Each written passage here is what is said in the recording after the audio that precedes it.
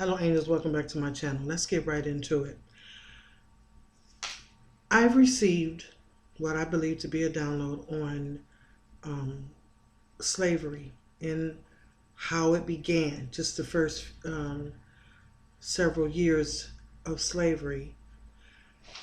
I believe it to be a download, and part of me believes that it is memory because I did live a few lifetimes as a slave here in the United States. And I want to talk to you guys about it. I talked a little bit about it yesterday when we went live at Global Prayer, but I wanted to give you guys a little bit more depth and go in depth. So the first few, I'm going to say the first 50 years of slavery were very intense and they were very bloody. When I saw this download, it came to me like it was a movie, and I had a narrator. It was very faint. The narrator was very, very faint because most of the time, I think what my spirit team wanted me to experience was to feel the energy itself, and I will help myself tell the story. But I do wholeheartedly believe that these are events that transpired. I don't have any tangible proof other than what my heart tells me, what I believe my spirit team is telling me. During the first 50 years, there was so much bloodshed. It wasn't just the slaves that were being murdered. It was the overseers as well, and the traders. Okay? As a matter of fact, I'm being told that throughout the first 50 years, there were times where they thought they were going to lose the fight. And at one point, slavery was they were almost like, no, these niggas, they crazy. Our foreparents fought. And when I tell you they fought, and I saw this like I was looking up in the ceiling and I just saw the first 50 years on my ceiling, just, it was, when you're in limbo of sleep, that's when a lot of stuff comes to me. And our ancestors fought so long and they fought so hard. Some of them committed suicide because they refused to be slaves. Some of them allowed themselves to be murdered. Some of them fought until they were murdered. Some of them got away. Okay, I might be jumping around because I'm going to be talking about things as I remember them. Okay, so when they decided that they needed a demand of humans to help them build their land, they sought out, of course, to go find the strongest specimen. Long story short, black people, mostly from Africa, over in that area. They thought some of them thought they were coming over because of Christianity, and they was on a boat named Jesus and all of that, but I don't really want to get into that. I really want to jump right into it. So I'm sorry, y'all. It's taking my time. It's just so much, and I really apologize. Just have some patience with me, okay? You want to skip to a couple of minutes? Go ahead. It's just so overwhelming. And it's very hurtful and it's tearful. The reason why the white man did not want to tell everybody the truth about the first 50 years, because for one, they are ashamed, and two, they're so arrogant, they just didn't want to accept even a little bit of defeat. Now, let's talk about the origin of Alligator Bay. Many of you have heard of the stories about slave masters using black babies as alligator bait. Come on, y'all. Let's really dig deep into that story. Okay. Yes, they did feed little babies, black infant babies, to the alligators. But it's not because they were using them as bait. you don't really need to do that. If you want to go catch an alligator, you really don't need to have bait so much. Because what I'm seeing, there are lakes. I'm seeing them all in Louisiana. I'm seeing them down in the Mississippi River, and there were in different lakes and different forests. Some of these areas where this took place, there are buildings there. Back in the day, it was swamp. There was a lot of swampland. There was a lot of alligators. Actually, there were crocodiles. People over time, people just changed it to alligators. I guess alligator is easier to say or remember than crocodile. But there were crocodiles. A lot of crocodiles in this area that I'm seeing, but now not as much. What the traders would do, these were transporters. Okay, I'm talking about the transporters of the slaves, not the slave traders. So you have the overseer, the trader, and the transporter. They had three different things. The overseers were the ones that would keep the slaves in line when they were in the fields. They would beat them and whip them and make sure they stayed in line. They were overseers, the person that lived on that land. Whoever owns that land, that house, that's the overseer. And they own the slaves. Those are their slaves. The traders are the ones who actually sell the slaves. They sold the slaves. They examined the slaves and determined how much they would cost, and they sold them. The transporters did just that. The transporters had a very important job, and their job was the hardest job, and their job is what really got the slaves going. Okay. They had to transport the slaves from point A to point B. Now, our country, the U.S., is kind of shaped a little bit differently, and they don't really tell you that either. Where there are roads now and freeways and highways, there used to be just swampland and valleys and hills and stuff like that. So they had to transfer the slaves from, say, from one slave state to another, but then what I was being shown is that they had to cut through a northern state because the way the swamplands were at that time, it was just too dangerous.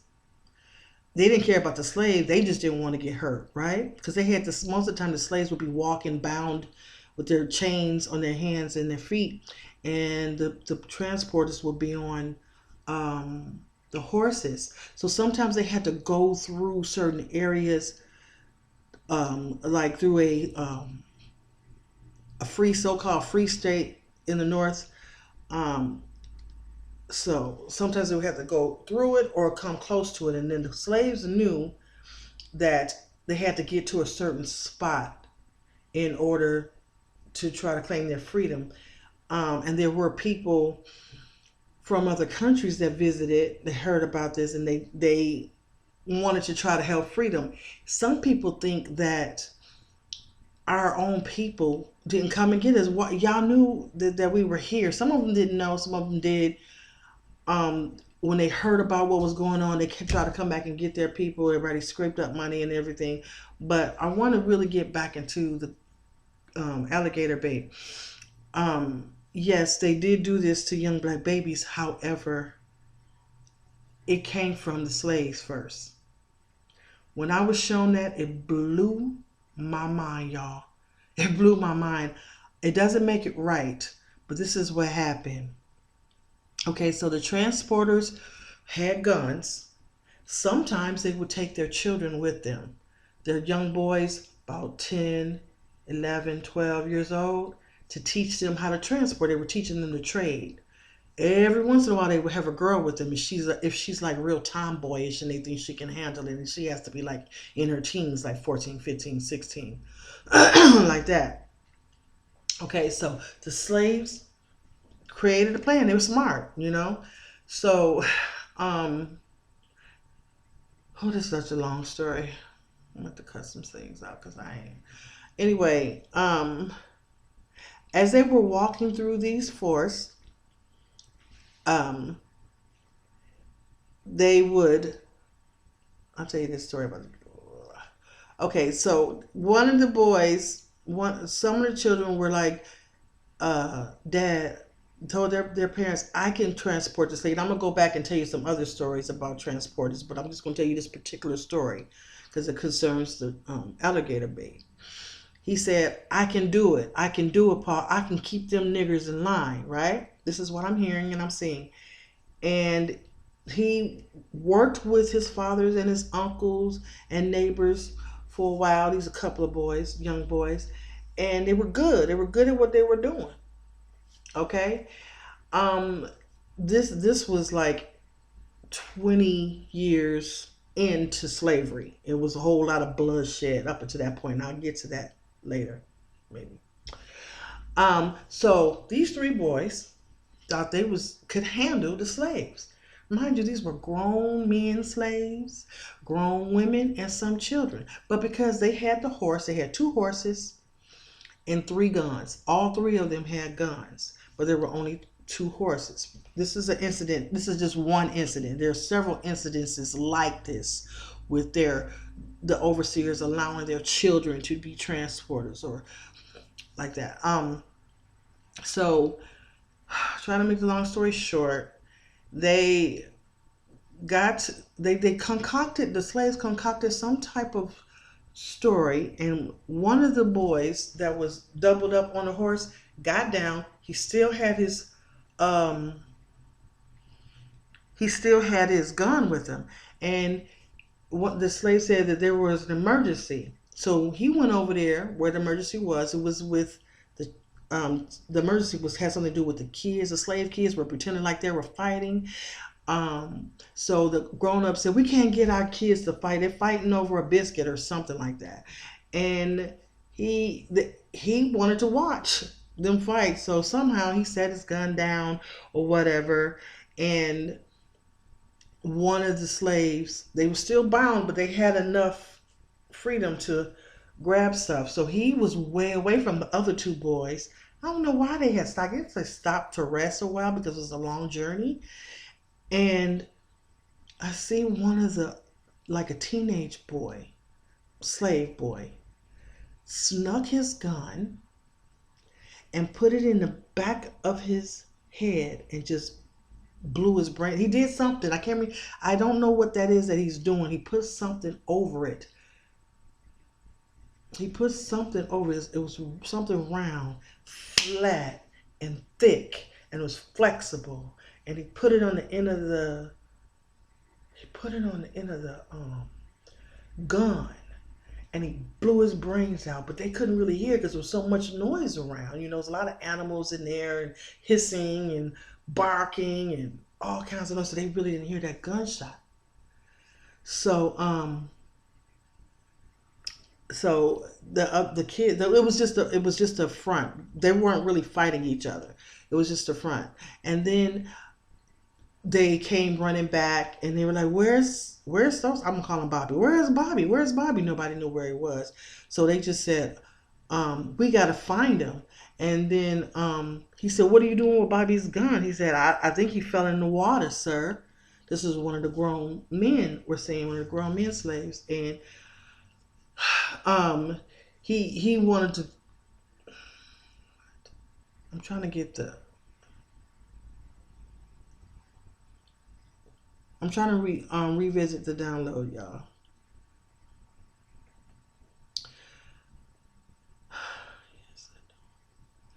Okay, so the slaves just told them, they just said, okay, we're gonna go ahead and walk. The one of the horses came up lame. They left it there. They were supposed to shoot it, but they didn't. One of the boys said, no, we need to save our bullets. So they started walking, but the slaves knew this area really well. Okay, they knew it really well, because sometimes the transporters will have grown men slaves that would not be traded, but they would just stay there to help them keep the other slaves in line, and he would get an extra biscuit or something that, some type of incentive. That's how they knew that those forests and those swamplands so well.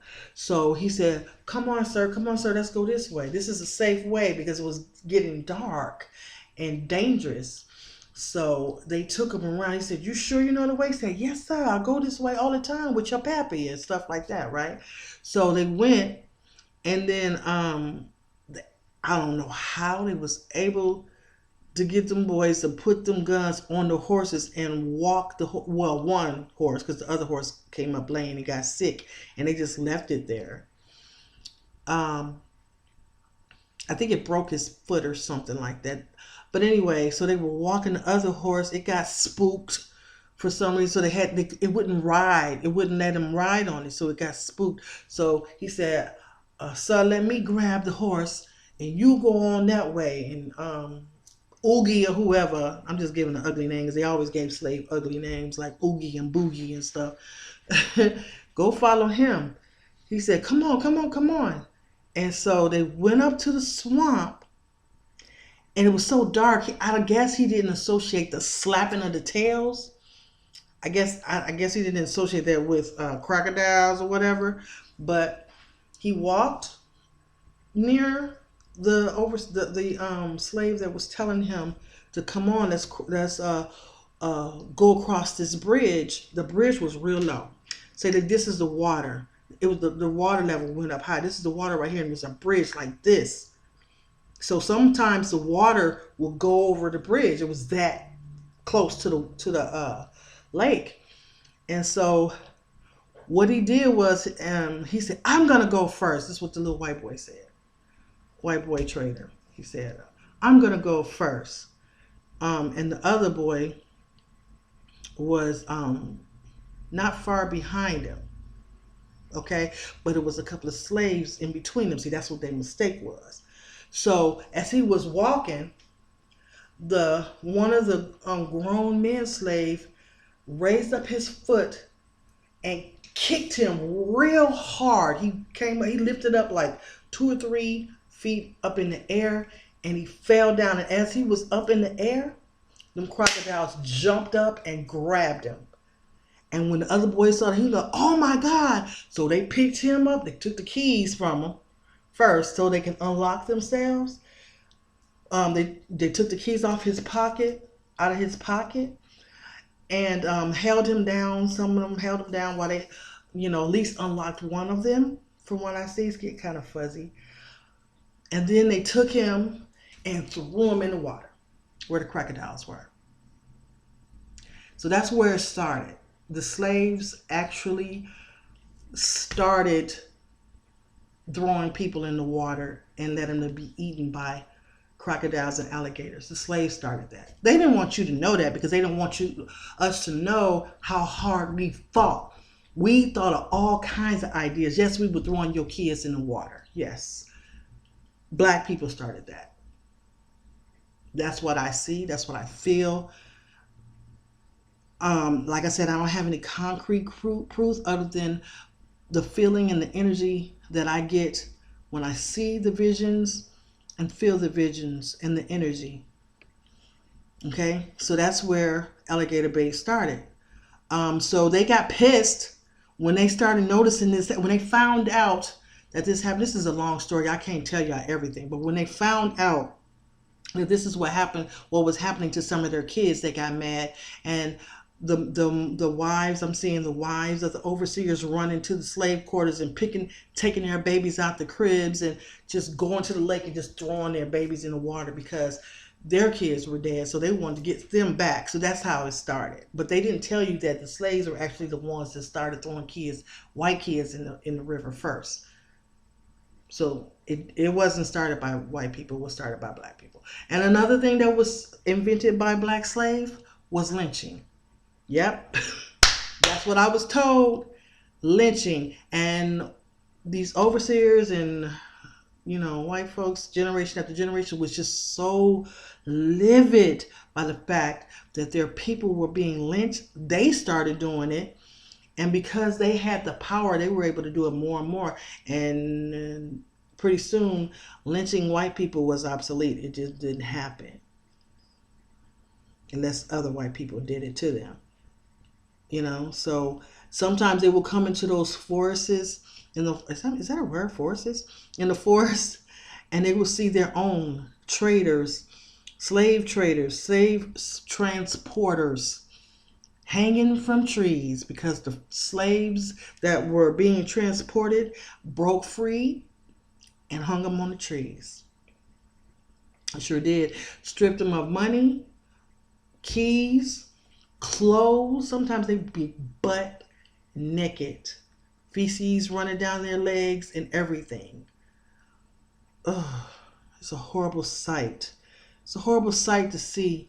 No matter who it is, no matter what color your skin is, it's a horrible sight. But however, if you get a group of people, you take anybody who's not doing anything wrong to you, who's not messing with you, not just letting you live your life, and you gonna take them away from their loved ones, and you beat them, and you strip them of their names and their culture, and you starve them. What do you expect for them to do?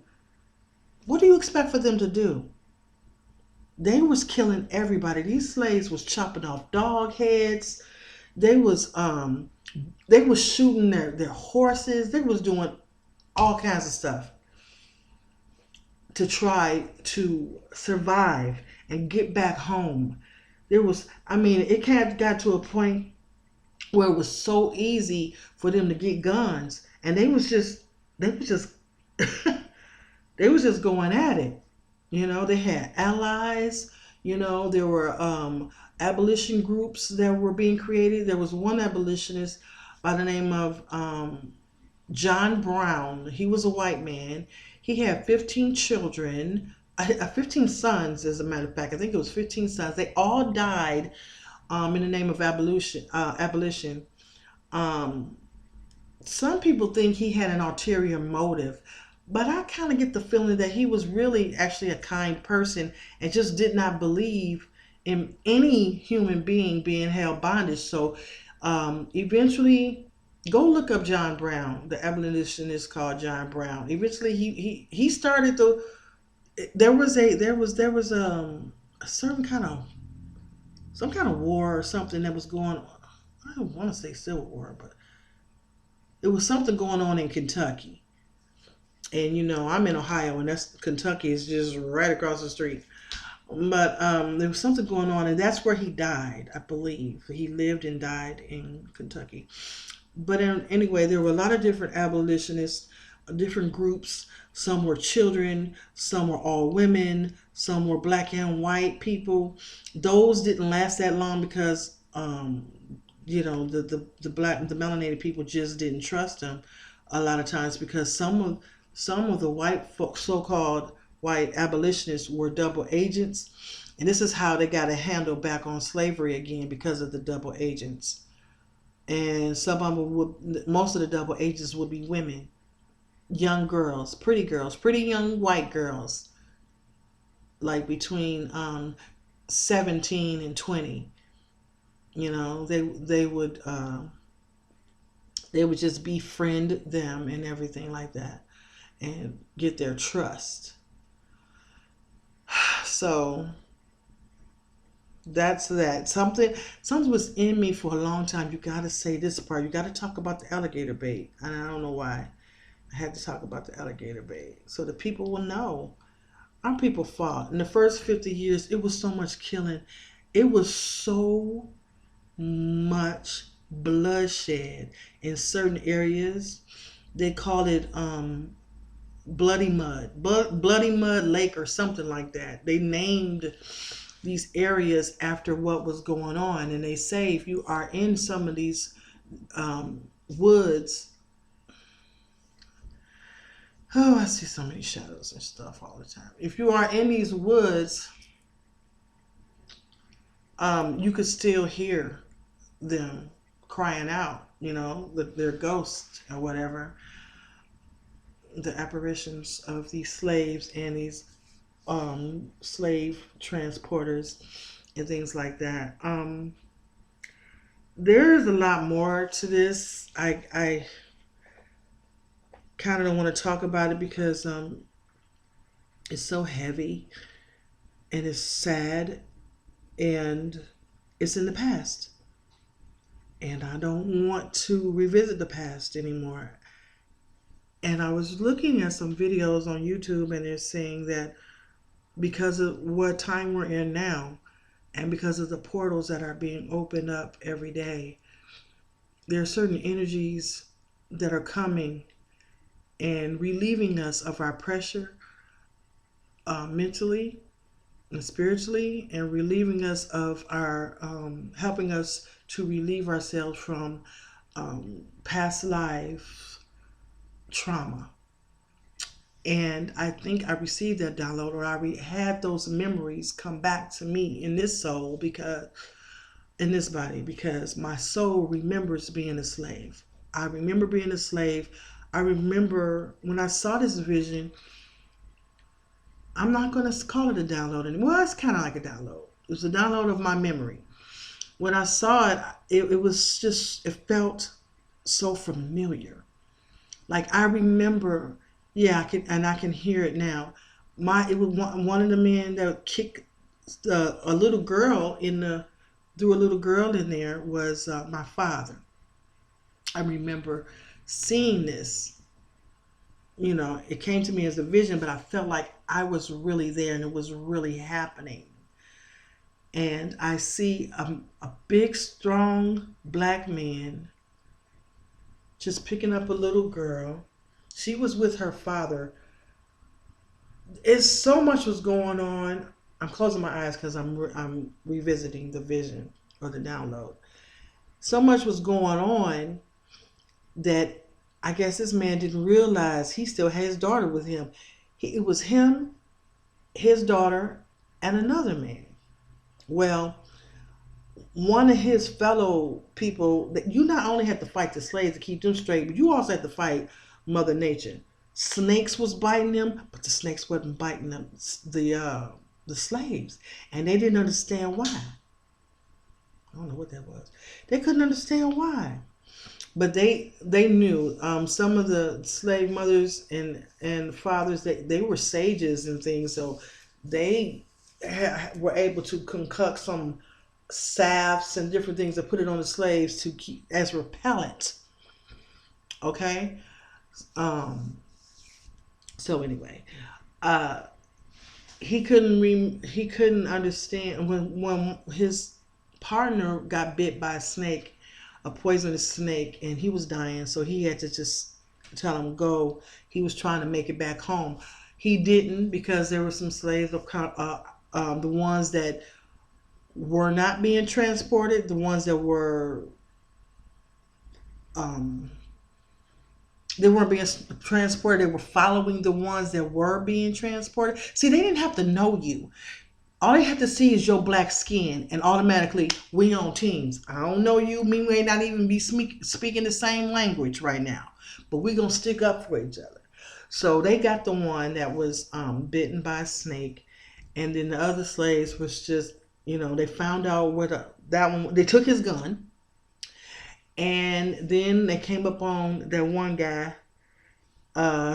who had his daughter with him. She was a little thing, the girl I'm seeing right now. I don't know why he brought the baby with her. I don't, stupid. Because they picked her up and threw her up so high. This child was like 30 feet up over the lake. Y'all, when I tell you I seen alligators, crocodiles, or whatever, crocodiles, because I think this was somewhere near Louisiana. Louisiana was a swamp. I feel like it was Louisiana. And they jumped up. I mean, they were slapping each other's tails, trying to get to her first. And then a couple of them one got the leg, the other one got a head and an arm, and they just pulled her apart. Her father saw it. He saw it. He cursed him. They killed him. But his last breath was cursing those slaves. I don't know if it worked or not. Maybe it did. Obviously, we have 400 years of slavery in our past. But anyway, y'all, I want to get off of this subject because it is bumming me out. It is bringing me down. But I kept feeling pushed to tell y'all this story. And plus, a couple of y'all was like, please, can you please talk about the download? Can you please talk about the download? I just need to go ahead and finish my book because when I'm in the mood to talk about that, I'll just write it down. And it'll be on my website. You know, I'll probably do the ebooks or whatever, but a lot of these different downloads, we'll talk about it there, okay? So, yeah, thank you so much for listening. If you have any questions, please leave them below. Rate, comment, and subscribe. And I have other downloads or memories of downloads. And we'll talk real soon. Let me know what you thought about this. Does it resonate with you? Thank you, everybody, for watching. See you next time.